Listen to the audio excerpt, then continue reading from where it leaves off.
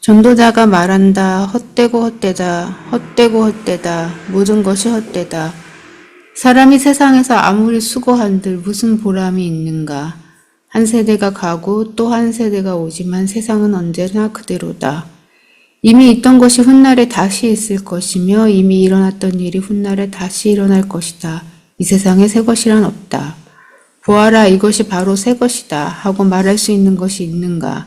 그것은 이미 오래전부터 있던 것, 우리보다 앞서 있던 것이다.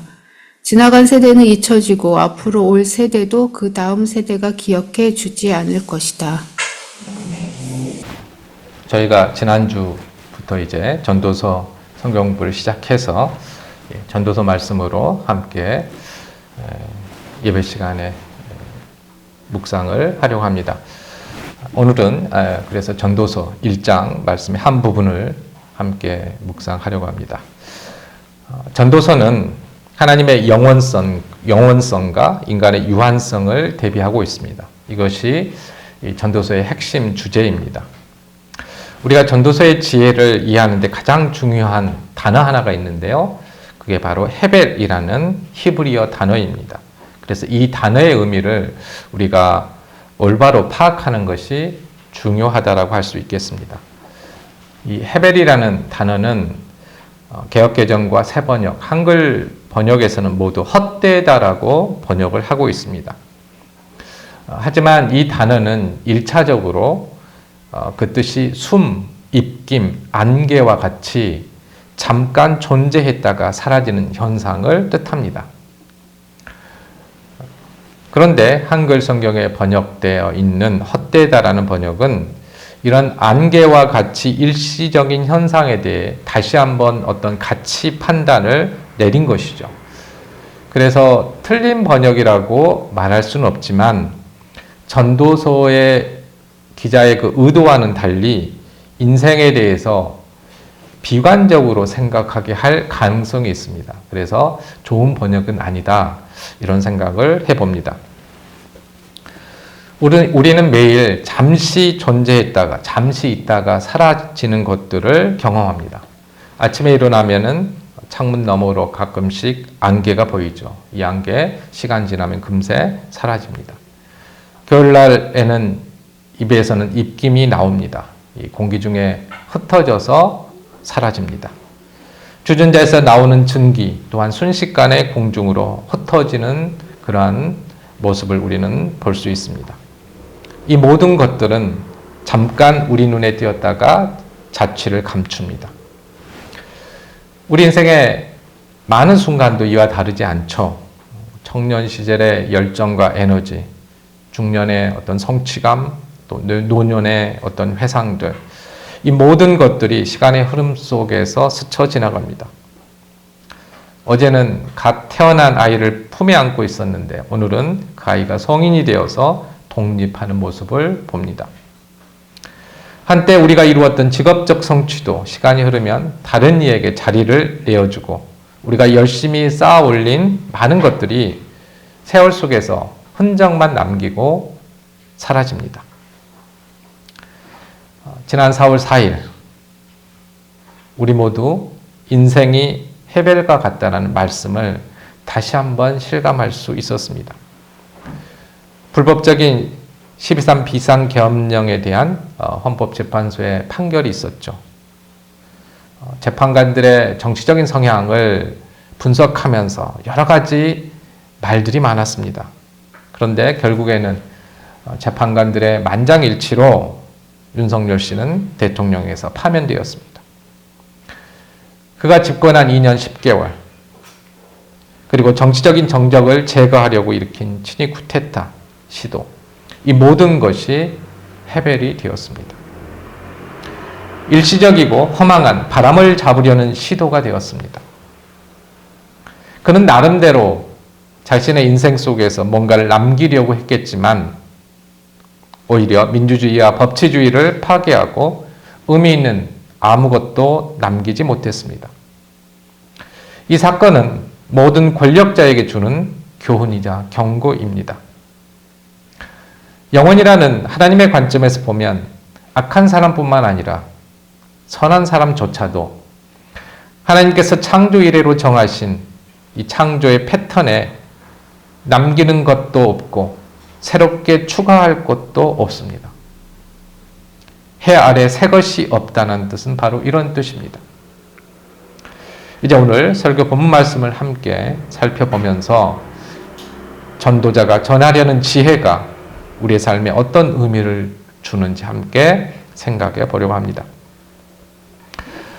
앞으로 전도서를 설교할 때는 새번역 성경과 우리가 성경 공부할 때 함께 읽는 송민원 씨의 사역을 함께 번역을 함께 읽겠습니다. 오늘 본문 말씀에 대해서는 그 번역이 주보에 실려 있습니다. 먼저 1장 전반부의 내용을 오늘은 함께 살펴보려고 하는데요.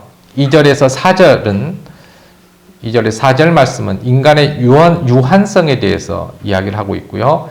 5절에서 11절 말씀은 하나님의 영원성에 대해서 말하고 있습니다. 오늘 설교 본문 이 중에서 2절에서 4절 그리고 9절에서 11절 말씀입니다. 그 사이에 있는 5절에서 8절 말씀은 하나님의 영원성에 대한 구체적인 그런 사례들을 언급하고 있어서요. 오늘 본문 말씀을 1장 전반부 말씀을 이해하는 데는 빼도 큰 어려움은 없으리라 생각이 됩니다. 전도서에서 말하는 화자가 있습니다. 이 화자를 히브리어로 코헬렛이라고 합니다. 한글 성경에서는 전도자로 번역이 되어 있는데요. 도를 전하는 사람 이런 뜻입니다. 그런데 원래 이 코헬렛이라는 단어의 뜻은 사람들을 불러 모아서 이야기하거나 연설하는 사람입니다. 그래서 독일어 성경에서는 설교자라고 이렇게 번역을 하기도 합니다. 그는 자신을 다윗의 아들이자 예루살렘의 왕이라고 소개하고 있습니다. 우리가 이 말을 들으면 솔로몬을 금방 떠올릴 수 있지요. 그런데 이러한 언급은 솔로몬이 진짜 이 전도서의 내용을 모두 다 썼다 이런 정보를 알려주기보다는 지혜의 왕으로 알려진 솔로몬 왕의 권위를 빌려서 가장 지혜로운 사람이 가장 지혜로운 말을 하고 있다. 이 점을 강조한 것이라고 말할 수 있습니다. 자, 이 이름에 이제 근거해서 우리가 상상을 해보면 세상의 모든 지식과 지혜와 거기에다가 경험까지 가진 코헬렛이라는 이 사람이 많은 사람들이 모인 자리에서 어떤 말을 전하고 있는 장면을 떠올릴 수 있습니다. 근데 이 사람의 관점은 한 사람의 인생의 관점을 뛰어넘는 전 우주적인 또 시간을 뛰어넘는 관점으로 이야기하고 있다는 것입니다. 그는 어떤 말을 했을까요? 이 코헬렛은 말씀을 시작하면서 먼저 하나님의 영원성과 인간의 유한성을 대비시킵니다. 그러면서 먼저 인간의 유한성에 대해서 말합니다. 2절 말씀입니다. 제가 새번역 성경을 먼저 읽고요. 그 다음에 송민원 씨의 그 번역을 함께 읽겠습니다. 전도자가 말한다. 헛되고 헛되다. 헛되고 헛되다. 모든 것이 헛되다. 잠깐 있다 사라지는 것들이다. 코헬렛이 말한다. 잠깐 있다 사라지는 것들이다. 모든 것은 잠깐 있다 사라진다. 여기서 모든 것은 인간 자체를 포함해서 인간이 경험할 수 있는 삶의 모든 측면, 그것과 창조 세계의 현상을 가리킵니다. 그것들은 헤벨, 잠깐 있다 사라지는 것이라고 말합니다. 창세기에서는 인간이 하나님의 형상대로 지음받은 존재여서 다른 피조물보다 더 나은 존재로 묘사됩니다. 그리고 자연세계도 이 인간을 위해서 주어졌다라고 이야기를 하죠. 그러나 전도자는 인간도 다른 피조물과 다름없이 잠깐 있다가 사라지는 존재라는 점에서 같다라고 말합니다. 한글 성경에서는 잘 알 수는 없지만 히브리어 문장을 보면 이 부분을 최상급 표현으로 사용하고 있습니다. 그래서 그 의미를 강조하죠. 그래서 직역을 하면 이렇습니다. 헤벨들 중에 헤벨. 그러니까 잠깐 있다 사라지는 것들 중에 잠깐 있다 사라지는 것. 이렇게 표현을 합니다. 이것이 바로 전도자가 말하는 인간의 본질입니다. 그러기에 전도자의 관점에서 보면 인간이 온갖 수고를 한다 해도 아무것도 또 무엇도 남길 수가 없습니다. 이어지는 3절 말씀입니다. 사람이 세상에서 아무리 수고한들 무슨 보람이 있는가? 해 아래에서 인간이 아무리 온갖 수고를 한다 해도 과연 무엇을 남길 수 있을까? 여기서 남길 수 있을까라고 번역된 히브리어는 이트론이라는 단어인데요. 남다, 남겨지다라는 그런 의미를 가지고 있습니다. 이 단어에는 무엇인가 남아있는 상태를 나타내는 구체적이고 일차적인 의미가 있고요. 거기에서 파생되는 남아있으니까 유익하다, 보람되다라는 추상적이고 가치 판단이 반영된 2차적인 의미가 있습니다. 그래서 개역개정에서는 무엇이 유익한가, 새번역에서는 무슨 보람이 있겠는가 이렇게 번역을 했지요. 하지만 이런 번역은 인생을 비관적으로 바라보게 할 수 있기 때문에 그 의미를 잘 전한다라고 보기 어려울 것 같습니다. 그래서 무엇을 남길 수 있을까라는 표현은 아무것도 남기지 않는다라는 그런 뜻입니다. 이 말씀은 하나님께서 정하신 이 창조의 패턴 안에서 인간이 아무리 열심히 일하고 노력해도 그 패턴 자체를 바꿀 수 없다라는 것, 그런 의미라고 이야기할 수 있습니다. 그러니까 그것이 유익하든 보람이 있든 그거는 판단할 필요 없고 그 전에 아무것도 더 할 수 없다라는 것이죠. 이어지는 4절 말씀은 한 개인의 경험으로 말할 수는 없는 영혼의 관점에서 인생에 대해서 말하고 있습니다. 한 세대가 가고 또 한 세대가 오지만 세상은 언제나 그대로다. 한 세대가 가고 다른 세대가 와도 이 세상은 변함없이 그대로 서 있다. 이 구절에서 우리 인간 세대는 30년, 40년 정도의 짧은 시간 동안 왔다가 사라지지만 이 구절에서 여기서 말하는 인간 세대, 이 세대는 짧은 시간 동안 왔다 사라지지만 이 세상은 아주 오랜 시간 동안 계속 존재한다라는 그런 대비를 보여주고 있습니다. 한 개인의 관점에서 한 세대가 긴 시간일 수 있지만 하나님의 시간인 영혼의 관점에서 보면 잠깐 스쳐가는 시간일 뿐입니다. 해가 뜨고 지는 것, 바람이 불고 돌아오는 것, 강물이 바다로 흘러가는 것과 같은 창조 세계의 패턴은 영혼의 세계 속에, 그러니까 변하지 않는 영혼의 세계 속에 있는 반면에 우리 인간의 세대와 같은 삶은 잠깐 왔다가 사라지는 헤벨에 속해 있습니다. 우리는 잠시 이 세상에 머물다가 떠나는 존재인 것입니다. 인간을 포함해 세상의 모든 것은 잠시 있다 사라지는 것이지만 영원한 것이 있습니다. 9절 말씀입니다. 이미 있던 것이 훗날에 다시 있을 것이며 이미 일어났던 일이 훗날에 다시 일어날 것이다. 이 세상에 새 것이란 없다. 이미 존재한 것이 또 존재한다. 이미 행해진 것이 또 행해진다. 해 아래 새로운 것은 없다. 굉장히 유명한 구절이죠. 해 아래 새 것이 없다. 그런데 이 구절은 하나님께서 천지 창조 때부터 정하신 그 패턴은 어떠한 변화 없이 계속 반복된다라는 하나님의 절대 주권을 나타내는 표현입니다. 여기서 새 것은 하나님의 창조 원리에 새로이 더해지는 어떤 것을 뜻합니다. 미래의 가치를 두고 다음 세대에 관심을 집중하는 현대인의 미래지향적인 세계관에서 해 아래 새 것이 없다라는 이 표현은 무언가 새로운 것을 시도하려는 마음을 낙담시키고 좌절시키게 만들 수 있습니다. 그러나 주로 영어로 번역되는 이 히브리어 올람은 과거 지향적인 고대 이스라엘인들에게는 무한히 먼 미래보다는 아주 먼 과거, 태초를 의미합니다.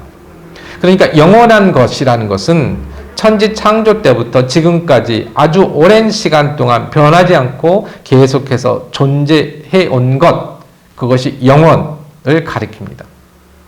그러니까 미래에 계속 있을 어떤 것을 의미하는 것이 아니라 이미 천지 창조 때부터 변하지 않고 계속된 것, 그것이 영원이라는 의미라는 것입니다. 그러니까 하나님께서 정하신 어떠한 질서, 패턴은 천지 창조 이래로 절대 변하지 않습니다. 이런 관점에서 보면 10절 말씀을 우리는 잘 이해할 수 있습니다. 보아라, 이것이 바로 새 것이다 하고 말할 수 있는 것이 있는가? 그것은 이미 오래전부터 있었던 것, 우리보다 앞서 있었던 것이다.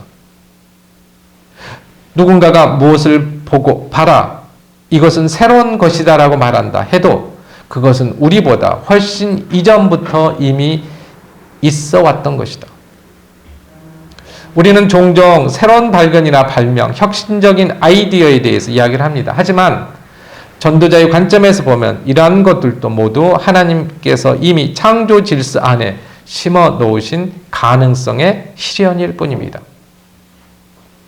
우리가 새롭다고 여기는 것들도 사실은 하나님의 창조 질서 안에 이미 존재하던 것을 발견하거나 변형한 것에 불과한 것입니다.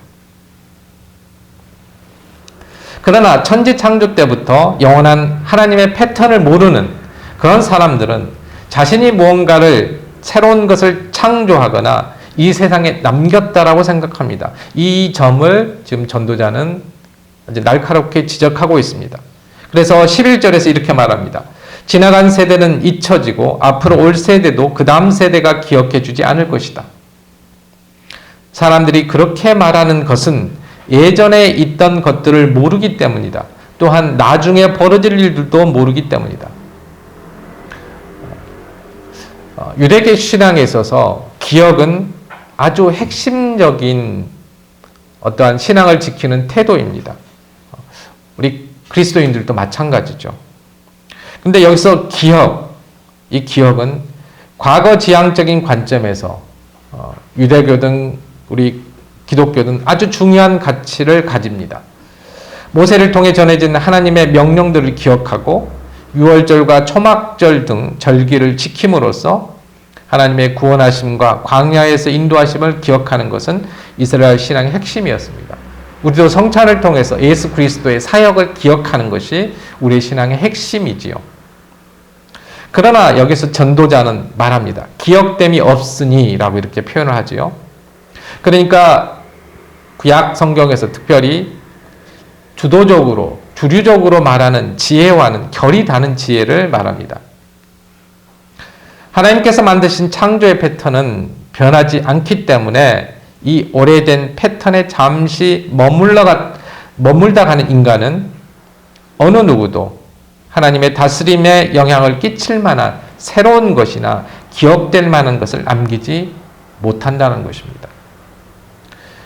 그러니까 짧은 시간의 관점에서 보면 큰 일이라고 하더라도 긴 관점에서 보면은 그것이 얼마나 하나님의 창조 질서에 영향을 끼쳤나? 라는 관점에서 보면 큰 게 아니라는 것입니다. 아무것도 아닐 정도의 무언가라는 것이죠. 이것은 우리가 지금 이 순간에도 과거에 일어났던 많은 일들을 잊고 있다는 뜻이기도 합니다. 매번 저희 한국의 현대사 속에서도 일어나는 반복되는 그런 문제들이 사실은 어떻게 보면 얼마 되지 않았던 어떤 사건들을 잊기 때문이 아닌가라는 생각도 해봅니다. 마찬가지로 미래 세대는 우리의 많은 성취와 노력을 잊을 것입니다. 이는 우리 인간의 인지적 한계를 보여줍니다.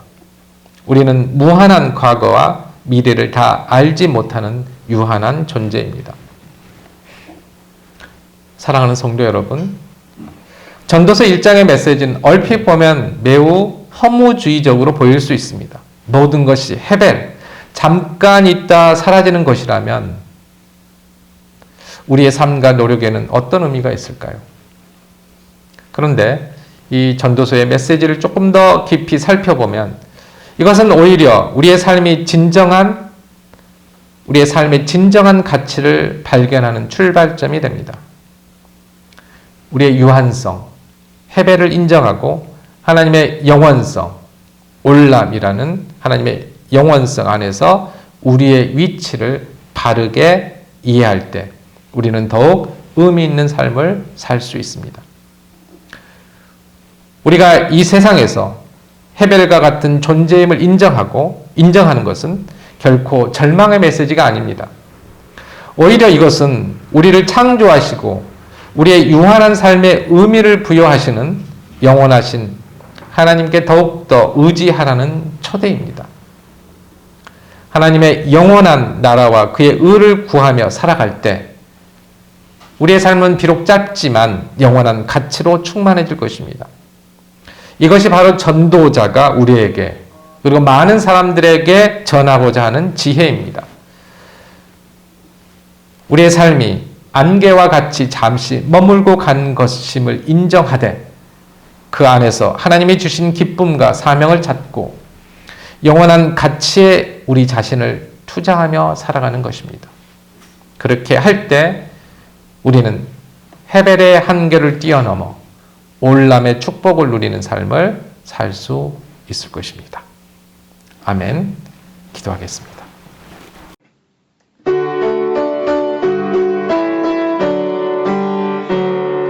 주여 우리 축복하소서.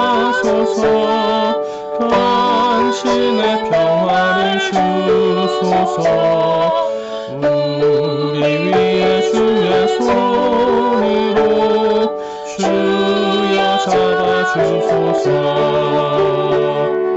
어두운 세상에